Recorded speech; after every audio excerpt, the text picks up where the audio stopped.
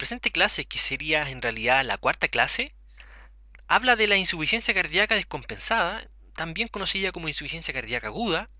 Nuestro objetivo acá, como no es el centro de nuestro fin y nuestro trabajo último que vamos a desarrollar en relación a la fragilidad en paciente geriátrico con insuficiencia cardíaca crónicamente manejado, vamos a hacer aquí más bien una visión general e introductoria a lo que es la insuficiencia cardíaca aguda para conocer los conceptos de descompensación, los manejos farmacológicos y después también al final vamos a retomar ciertos manejos terapéuticos de la insuficiencia cardíaca, ahí en este caso más bien crónica, con ciertas consideraciones más bien pequeñitas sobre algunas comorbilidades con las cuales los pacientes pueden cursar.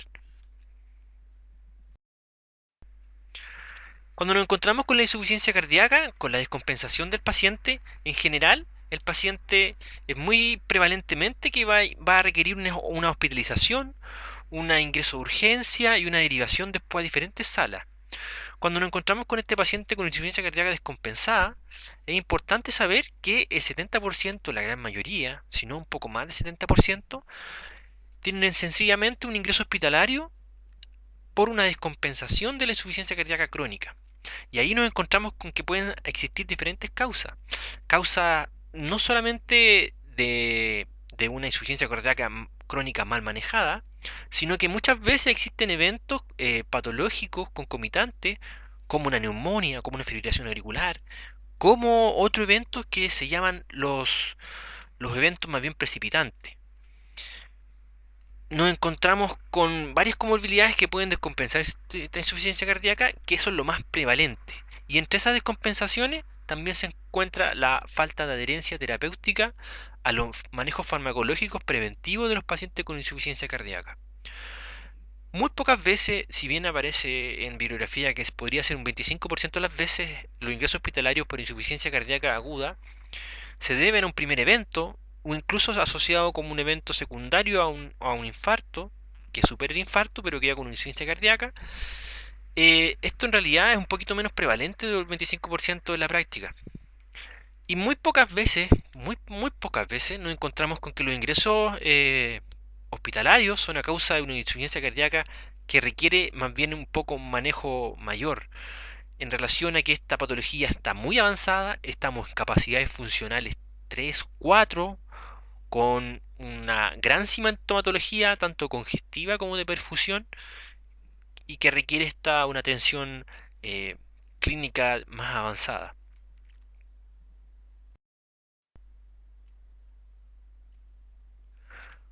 Cuando queremos valorar al paciente, cuando está hospitalizado por una insuficiencia cardíaca aguda, en general se hospitalizan, pero en realidad por una hipótesis diagnóstica.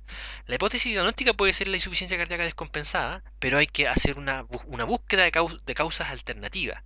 ¿Por qué? Porque, por ejemplo, patologías como un EPOC descompensado o un tromboembolismo pulmonar pueden ser muy similares la sintomatología, sobre todo desde el punto de vista respiratorio, congestivo en los pacientes, que nos pueden ayudar a hacer el manejo de estas patologías y no el manejo de la insuficiencia cardíaca, en el contexto de que muchos fármacos que son utilizados para la descompensación de insuficiencia cardíaca, o sea, perdón, para la descompensación de un EPOC, como el uso de corticoides, pueden ser desfavorecedores de la condición de insuficiencia cardíaca.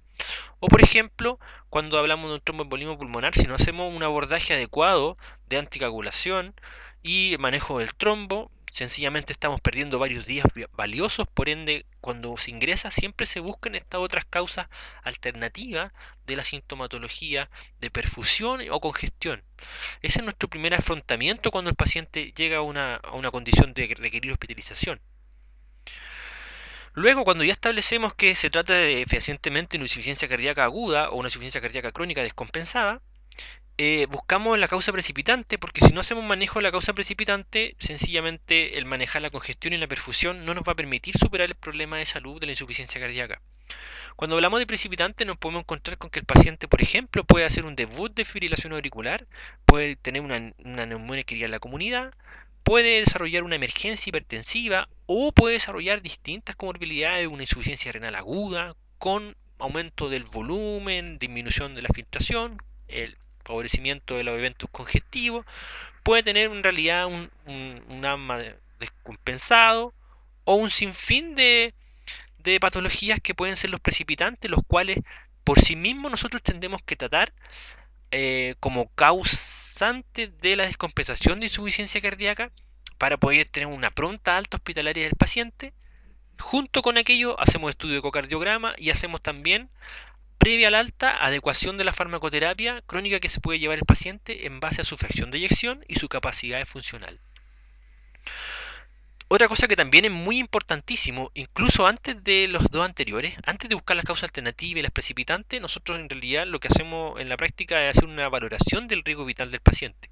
Si el paciente tiene condiciones de un compromiso importante vital, con un gran compromiso sintomatológico y también de órganos, hablamos de que el paciente sin duda va a requerir una hospitalización en cuidados mayores, y entre esos nos encontramos con que el paciente podría requerir una hospitalización en unidad de cuidado intensivo, pero también el paciente puede tener una descompensación que no requiera esa atención, que requiera una unidad de agudos, o que requiera una salas de medicina, o una unidad de corta estadía, o que se pueda compensar básicamente rápidamente y el paciente puede irse a su domicilio a terminar un tratamiento que es más bien corto.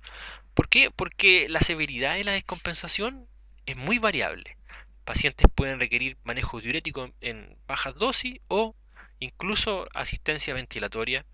Encontramos todo el arco iris, toda la gama de descompensaciones, y en general son muy poco frecuentes que requieran una unidad de cuidado intensivo, más bien requieren generalmente salas de medicina con un manejo más bien intermedio, no tan agresivo, pero sí en base a las estrategias terapéuticas farmacológicas que se van a usar en los pacientes.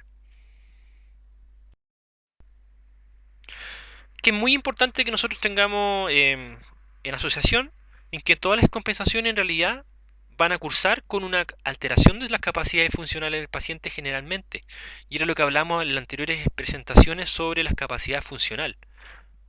1, 2, 3, 4, básicamente la dificultad ventilatoria, y también vamos a hablar de perfusión, que es menos valorable desde el punto de vista de capacidad funcional.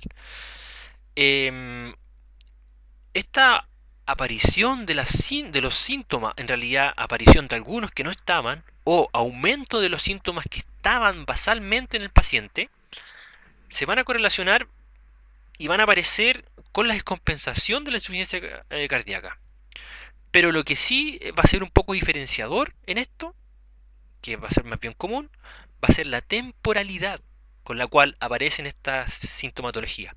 El paciente nos puede referir que lleva 7 días o 14 días, 2 semanas, teniendo un paulatino detrimento de su condición clínica, con mayor dificultad para tolerar el ejercicio, con mayor dificultad respiratoria, con mayor congestión de extremidades inferiores, por ejemplo, y con mayor sensación de cansancio, con mayor disnea, con mayor ortopnea, con mayores síntomas que han ido paso a paso cambiando en los últimos días, entre 7 días, 10 días, 2 semanas.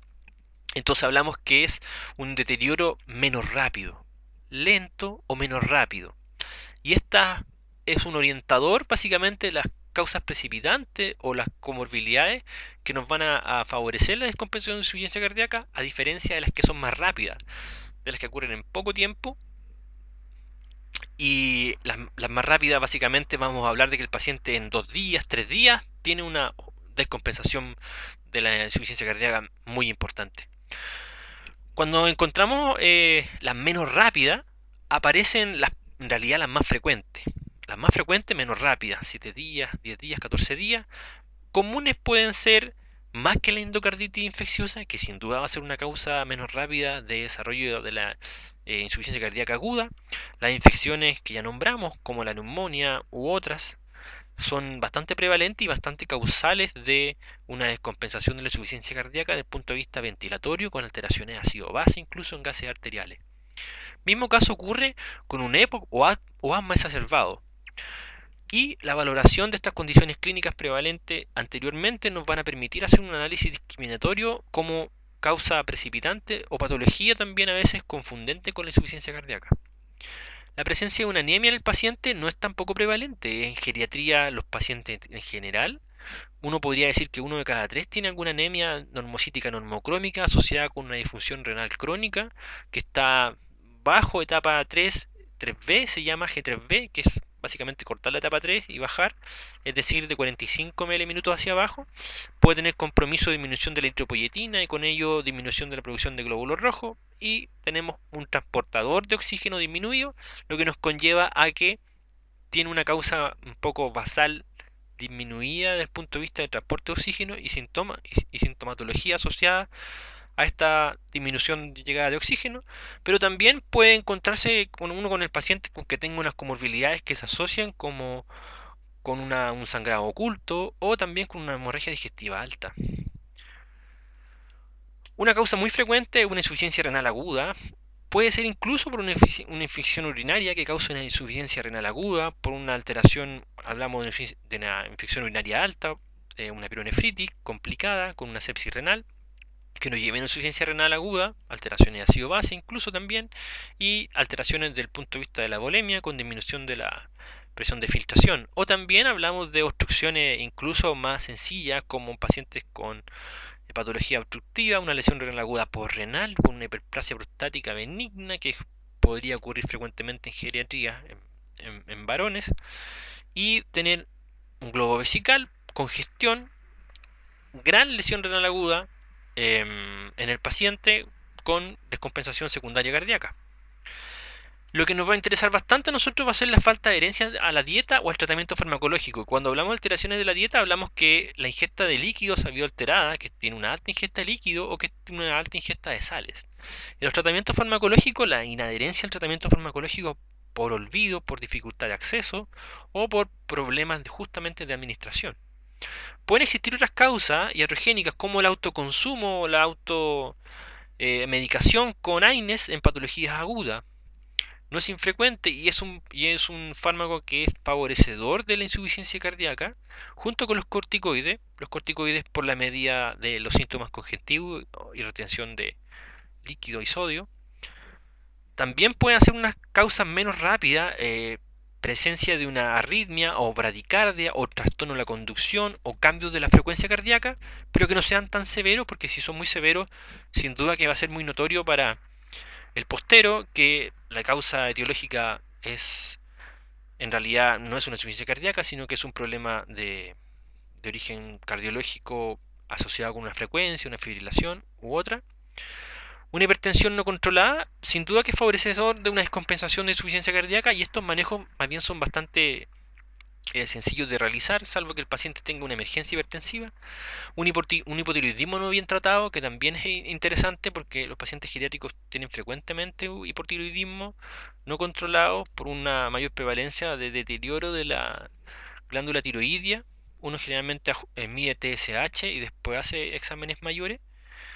Van a ser también estas causas, y todas estas causas que nombramos anteriormente son de menos rápida, un deterioro de la funcionalidad, pero no tan veloz. Causa de deterioro rápido, encontramos que hay un infarto, un síndrome coronario agudo, una arritmia cardíaca grave con alteraciones de conducción, que era lo que hablamos anteriormente, la presencia de una embolia pulmonar, que es un tromboembolismo pulmonar, que sin duda el manejo con anticoagulación va a ser nuestro más importante, las crisis hipertensivas, y aquí nos referimos a las emergencias, que estas son más rápidas, a diferencia de la urgencia, que son más lentas.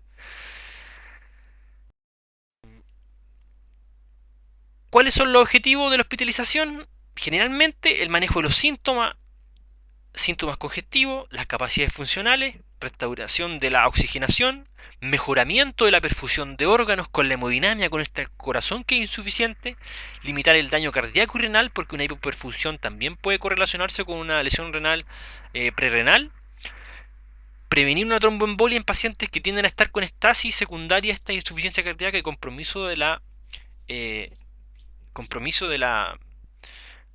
estasis, de la movilidad, y por ende necesariamente requerirán tromboprofilaxis, muchos de ellos, y minimizar los riesgos de la estancia hospitalaria, no solamente en UCI, sino que también en las demás unidades. Esos son los objetivos.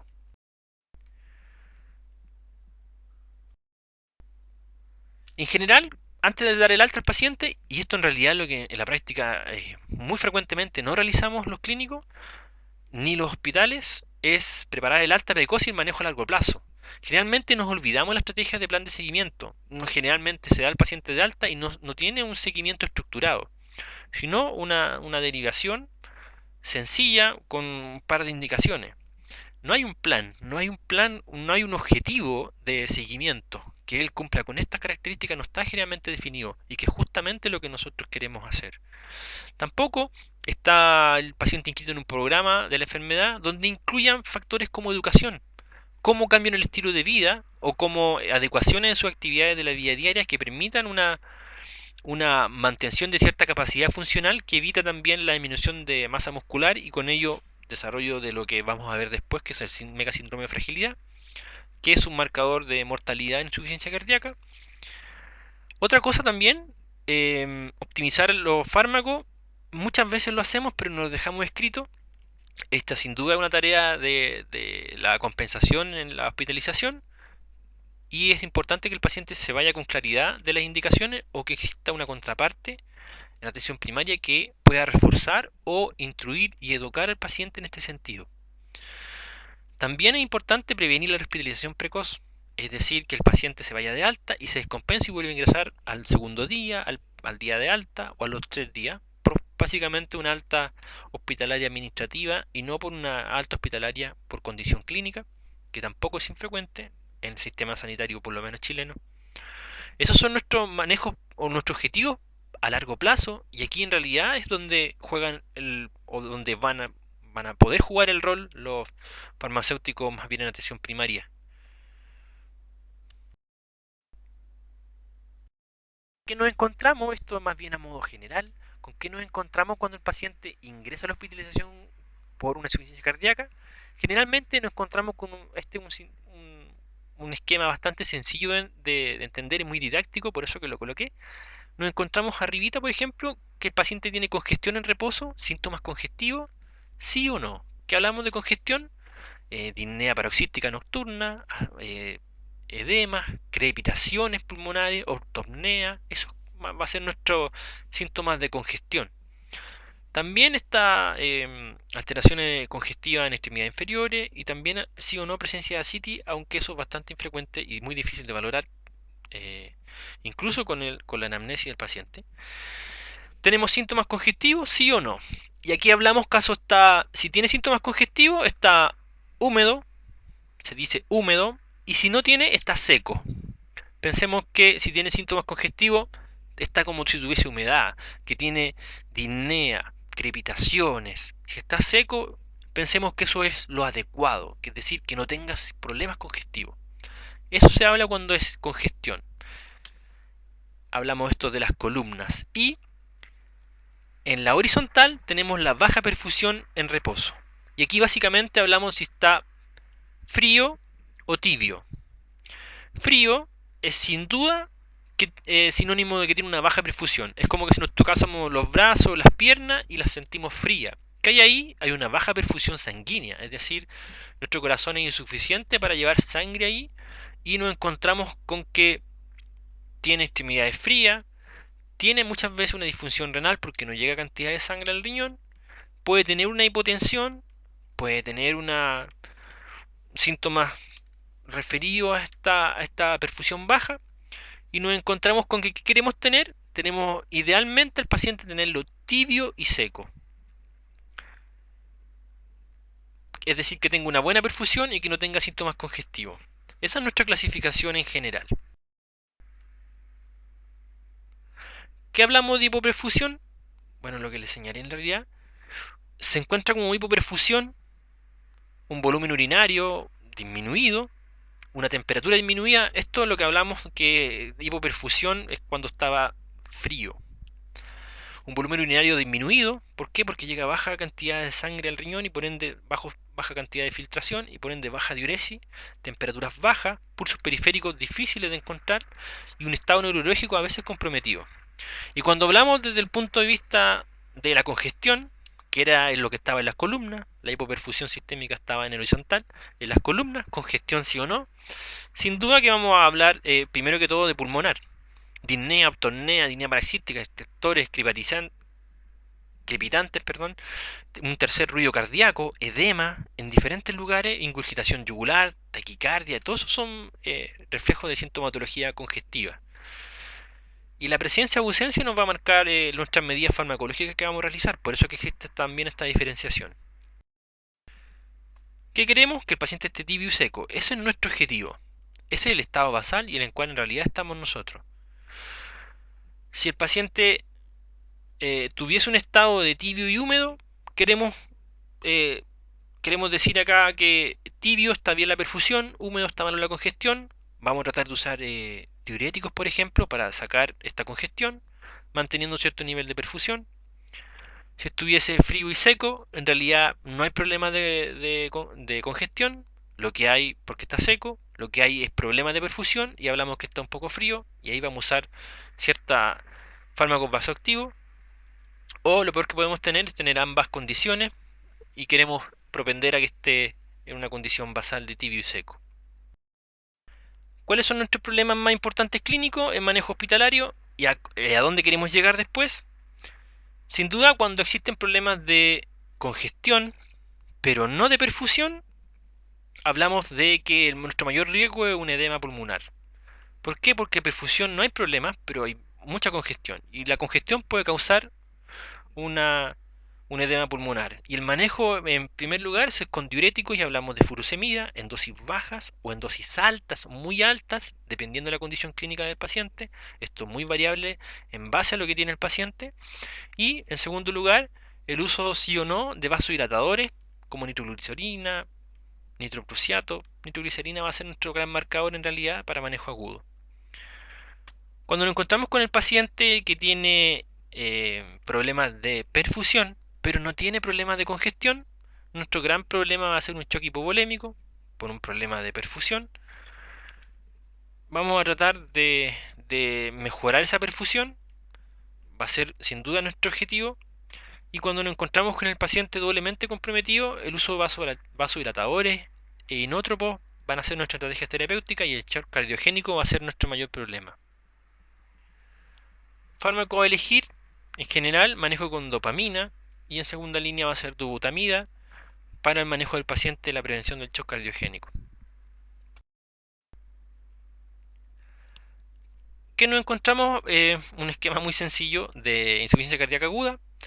Manejo de la oxigenación, queremos que el paciente sature más de 90%, tanto con oxígeno suplementario como con apoyo ventilatorio en el caso que lo requiriese. Y aquí vamos a hablar de las diferentes severidades. Cuando tenemos paciente congestivo, con retención hídrica, usamos un diurético en bolo y buscamos las diuresis que sean adecuadas. Y el marcador de diuresis es 0,5 ml por kilo hora. Es la misma diuresis marcadora también de disfunción renal o lesión renal aguda.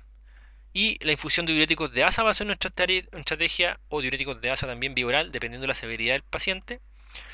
El manejo de la insuficiencia cardíaca aguda con retención hídrica, con síntomas congestivos. Cuando nos encontramos con problemas de presión arterial, vamos a tratar sí o no, en base a los diferentes niveles de tensión arterial, usar un inótropo, usar carga de líquido, usar nitroglicerina, nitroprusiato, dopamina, noradrenalina. En realidad acá vamos a ir variando en base a los niveles de presión que tengamos, luego de mejorar síntomas congestivos que tenga el paciente.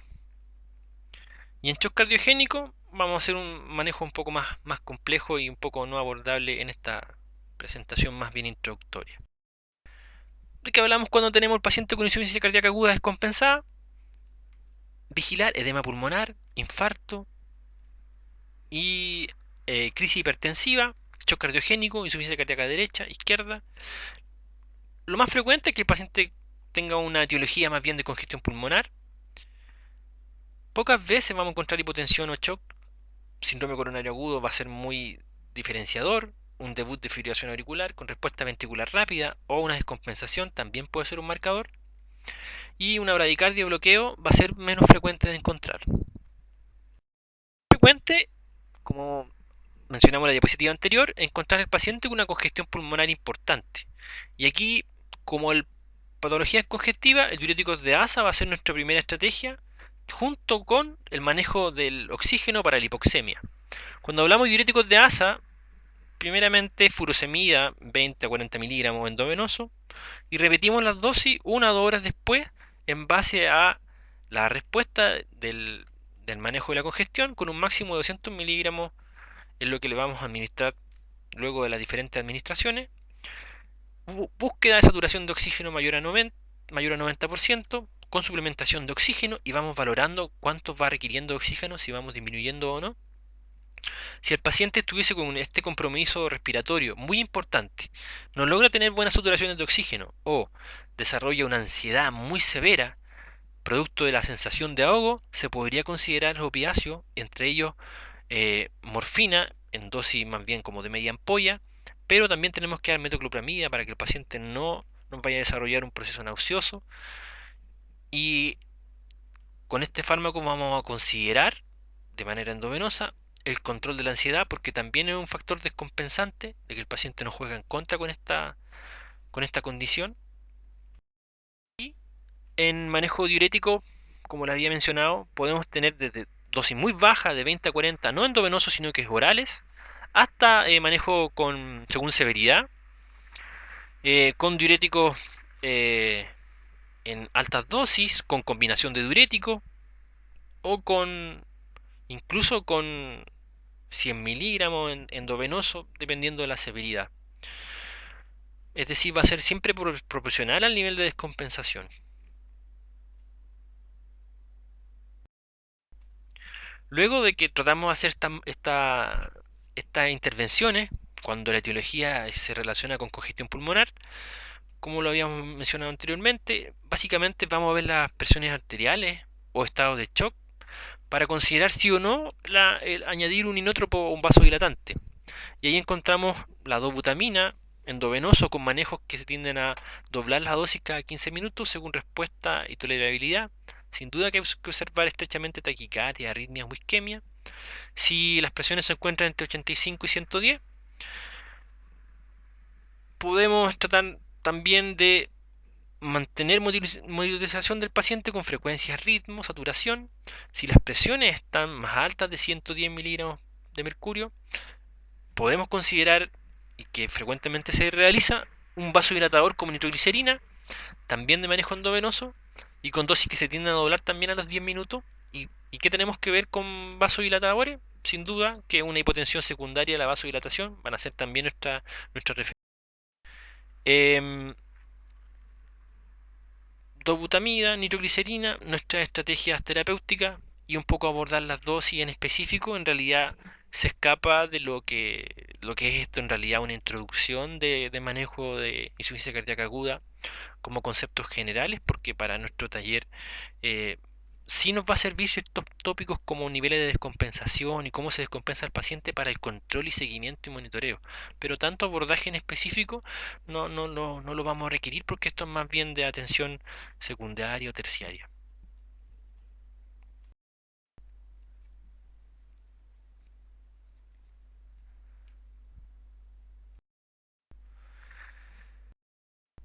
Otra concomitante, a modo de introducción más bien resumida, cuando las causas precipitantes de la insuficiencia cardíaca agudamente descompensada es la hipotensión o el shock, sin duda que vamos a buscar inótropos como dobutamina, van a ser nuestras grandes estrategias para manejo de shock o hipotensión.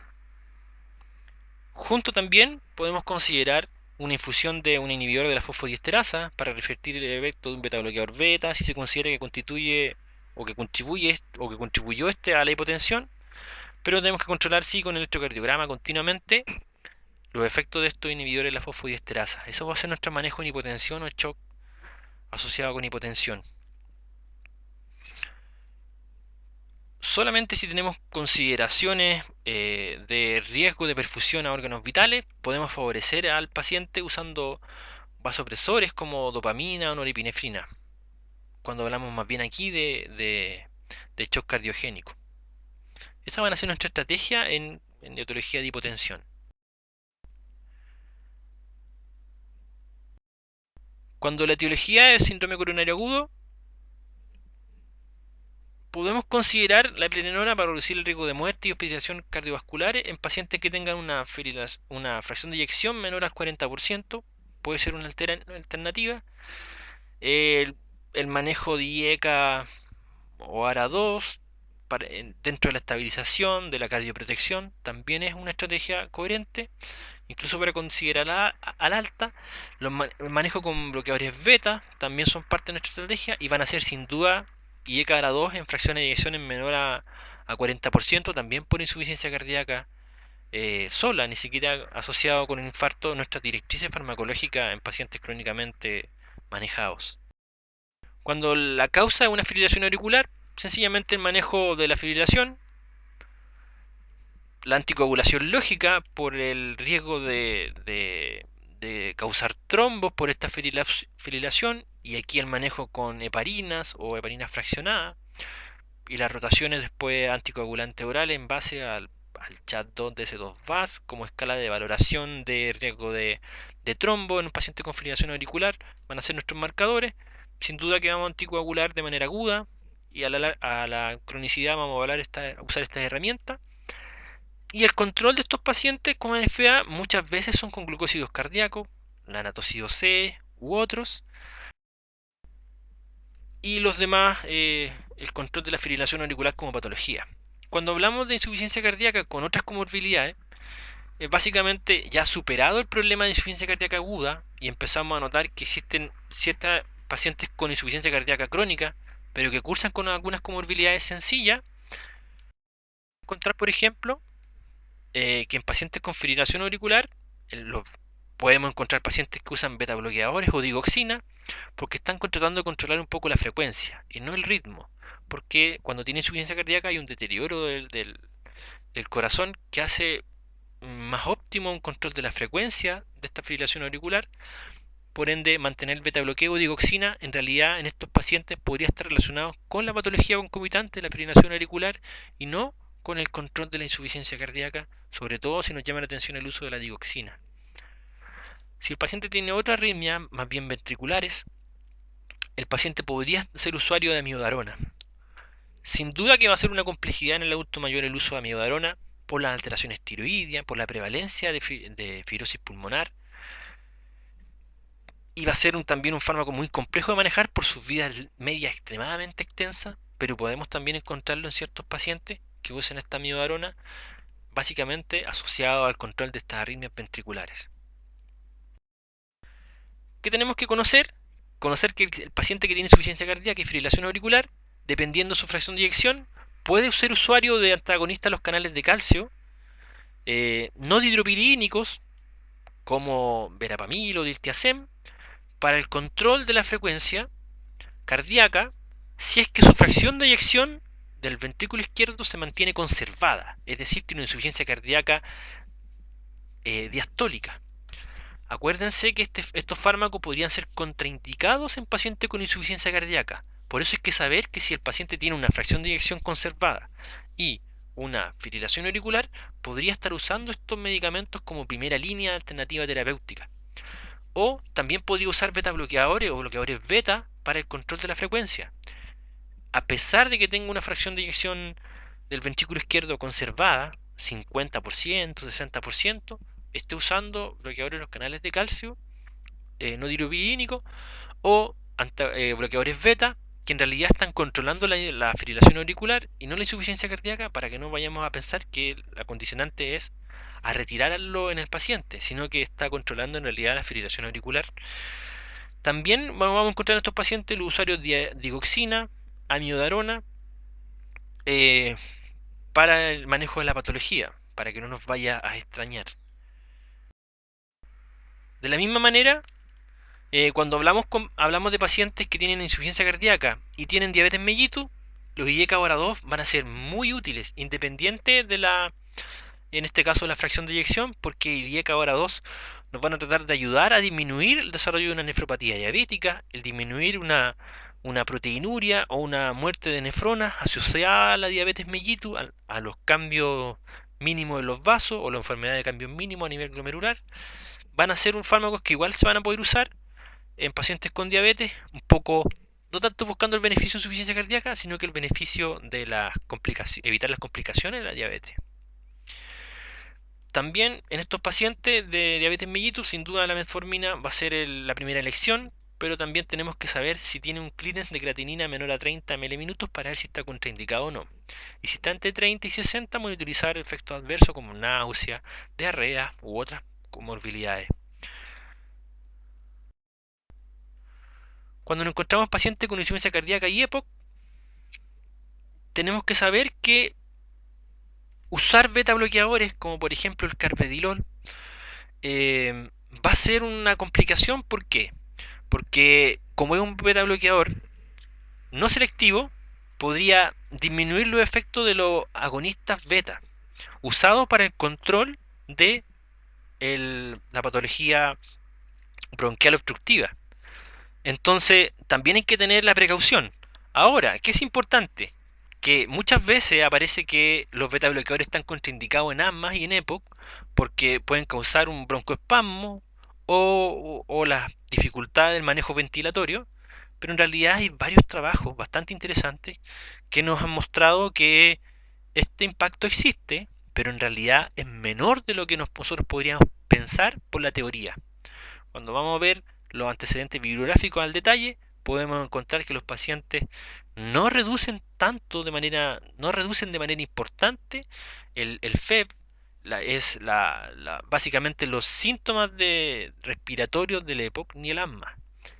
Por ende, no vayamos a pensar de que el paciente que tenga un EPOC y use carvedilol va a estar contraindicado este medicamento y habrá que suspenderlo. Tenemos que ver cómo lo tolera el paciente. Sin duda que va a ser mejor usar estrategias que son positivas para insuficiencia cardíaca, pero no causan problemas a nivel respiratorio, que son los selectivos, como un bisoprolol, por ejemplo, pero está la complicación de la capacidad adquisitiva o el costo económico del bisoprolol que nos vaya a causar que el paciente al final termine sin bloqueador beta profiláctico, porque en realidad dice sí, de acuerdo, pero en realidad después no tiene cómo comprarlo. Por ende, el paciente podrá usar carvedilol y habrá que ver cuál es el compromiso ventilatorio que le causa este beta bloqueo. A lo mejor no vamos a llegar a la dosis objetivo, target del beta bloqueo, a lo mejor dosis más baja, porque hasta ahí lo llegó a tolerar bien sin descompensación del EPOC o el asma, que es algo que tenemos que tener presente. Y cuando hablamos de los pacientes con gota, los diuréticos de ASA van a ser nuestros fármacos que vamos a poder usar, también los tiacidas para el control de la congestión, pero los diuréticos de ASA y las tiacidas, ambos en realidad favorecen la hiperuricemia. ¿Qué podemos hacer en esto? También, lógicamente, evitar el uso de AINES que nos van a descompensar la insuficiencia cardíaca. El manejo es más bien con inhibidor de la acetinosidasa, alopurinol. ¿Podemos mantener los diuréticos en caso de congestión? Sí, se puede, porque el efecto favorecedor de la hiperuricemia de los diuréticos de ASA y las tiacidas no es tan importante como para que requiera suspenderlo. Puede ser importante para requerir a lo mejor uso de alopurinol en caso de que esta hiperuricemia se haga asintomática, pero no vamos a dejar al paciente sin este manejo. Es más fácil iniciar alopurinol en dosis bajas, se piensa en 100 miligramos al día en geriatría, para los síntomas de la gota y de ahí ir titulando, pero con mantención de diuréticos de ASA porque el manejo de la patología congestiva es muy importante. Esto es todo en lo cuanto quería complementar, no solamente hablar de una introducción de la insuficiencia cardíaca aguda, sino que también tocar ciertos tópicos de comorbilidades asociadas a la insuficiencia cardíaca que podrían haber quedado en el tintero en las clases anteriores. Muchísimas gracias. Hemos terminado lo que correspondería a nuestra cuarta clase, tercera clase subida, pero en la cuarta clase en el cronograma. Muchas gracias.